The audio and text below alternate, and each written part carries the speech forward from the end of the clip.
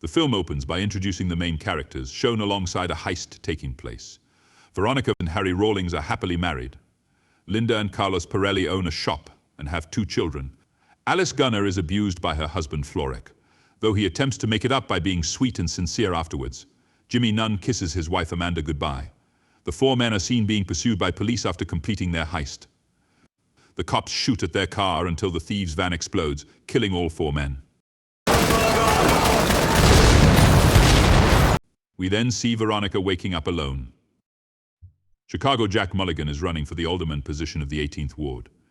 Running against Jack is Jamal Manning. Jack visits Jamal's campaign office, which is in a church, to essentially butt heads.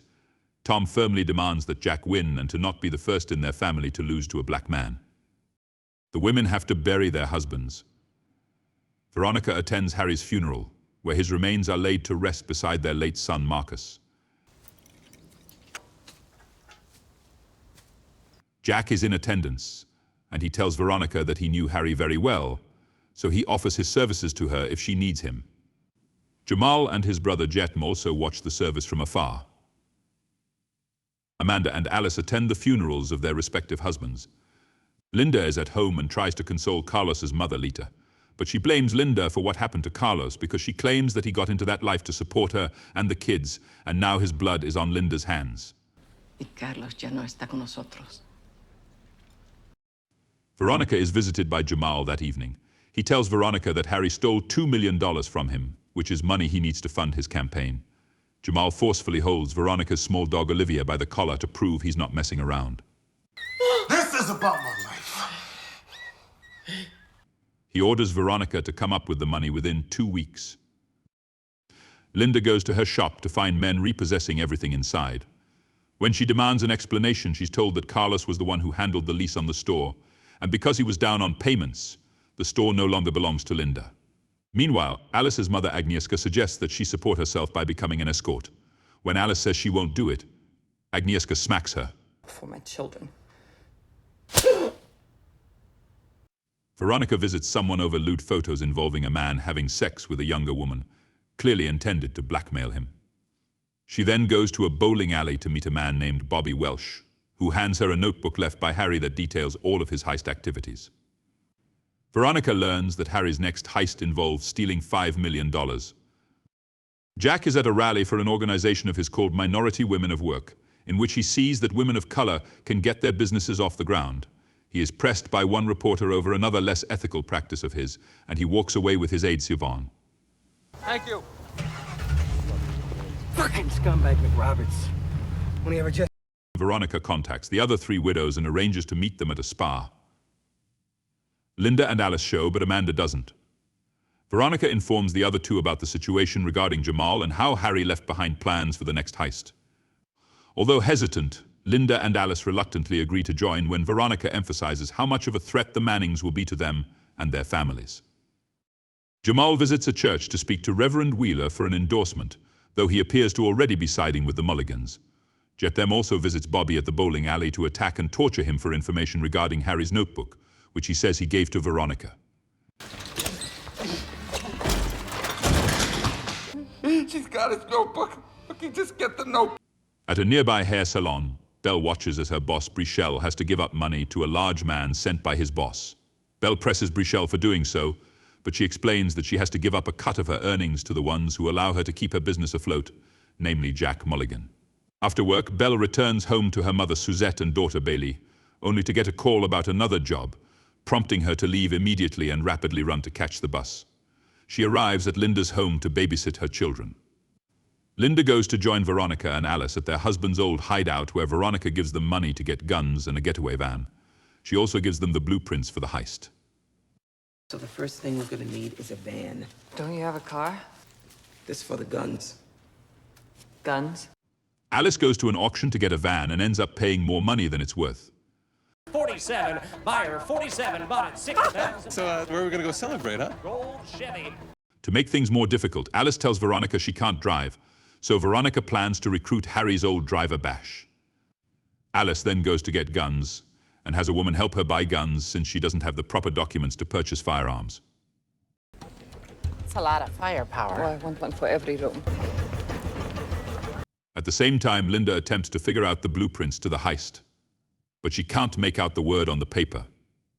She visits a man whose house she believes to be the mark by posing as someone working for a company that owns the house, but she slips up when she mentions the man's wife, whom he says has been dead for 4 months. I have a client who would really like to speak with her. As everyone there knows, my wife died. Linda breaks down when she mentions her dead husband. Linda later joins Alice as the two go to a shooting range to practice.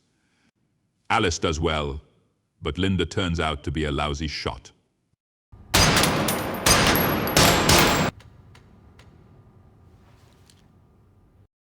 Veronica finally meets with Amanda in a diner. She mentions not being able to meet with Veronica previously due to taking care of her newborn baby. Because of this, Veronica chooses not to mention anything involving the heist. 1 week before the heist is to take place, the Mannings visit Bash and murder him. Get that motherfucker 2-piece spicy.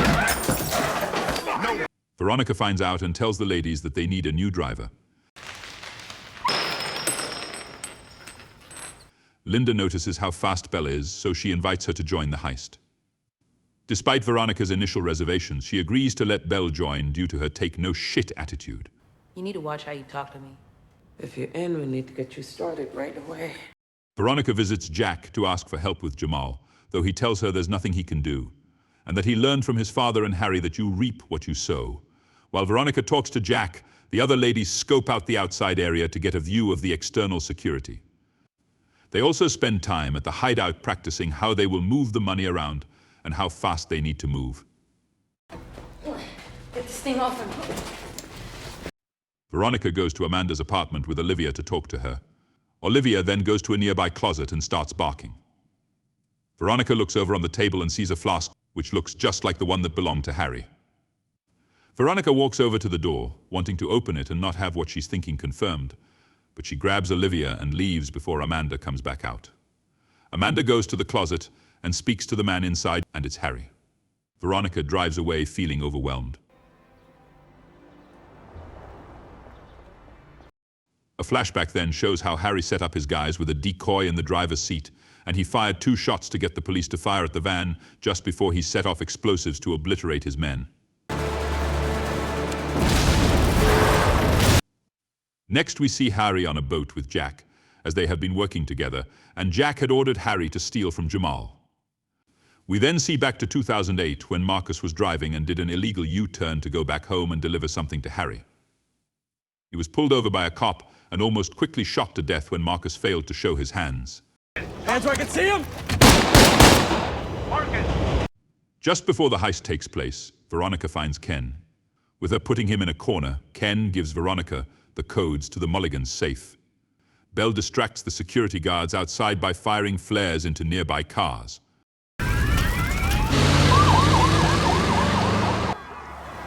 Let's go. Veronica, Linda, and Alice get inside with masks and devices that disguise their voices.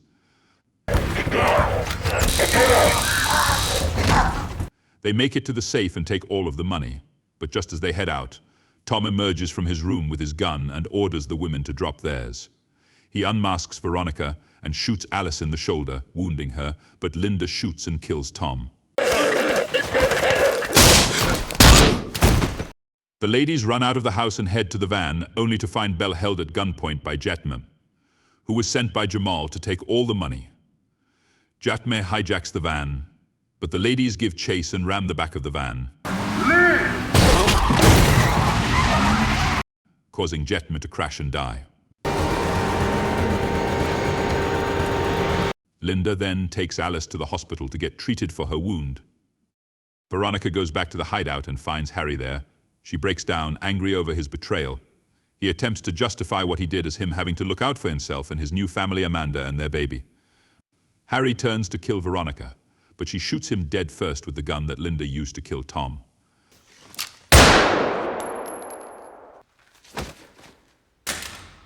Veronica leaves the gun in Harry's hand and leaves with the money. Later on, Brichelle then goes into her salon and finds a bag of money left behind by Belle. She is outside with Bailey as they drive off to start a new life together. Alice is now planning to start her own business, while Linda is able to buy back the shop with her kids. Alice goes to a diner to meet a friend, and she sees Veronica sitting at a nearby table. A man then enters and sits with Veronica. She gives him a large sum of her share of the money to the man so that he can help build a library, and she requests that it be named after Marcus. Afterwards, Veronica follows Alice outside and greets her warmly. Alice? How you been?